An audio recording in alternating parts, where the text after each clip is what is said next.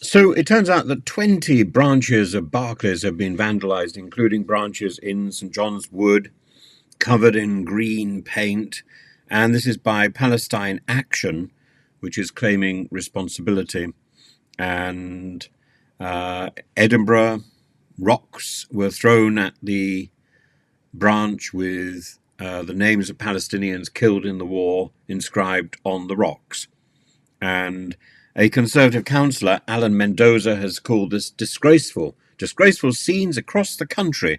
I'm sorry to say, in St John's Wood, as a pro-Palestine activists vandalise Barclays branches, this crime wave must be brought to a close and arrests made immediately.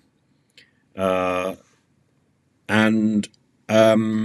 think this is not only Palestine Action, but also an organisation called Shut the System, which has been involved in these attacks. I think it's done by two groups, and they carried out these attacks, quote, to demand the bank divests from Israel's weapons trade and fossil fuels.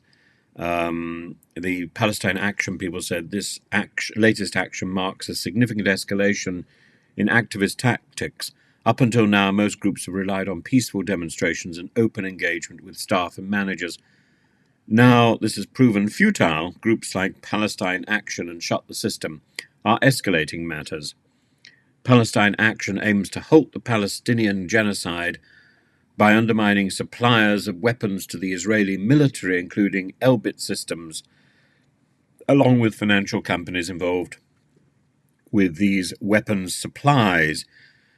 The problem with this really is this action is occurring at the point when the Western governments are demonstrating or are proving that their ability to dissuade Netanyahu from further attacks is falling on deaf ears. So it doesn't really matter how much activism demands, it's not going to get its way because the Western leaders are effectively emasculated by Netanyahu's pugilistic determination to hang on and to resist any demands that he stands trial or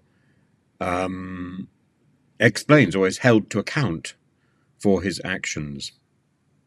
So I'm afraid Barclays is victim to a futile bit of aggression and violence.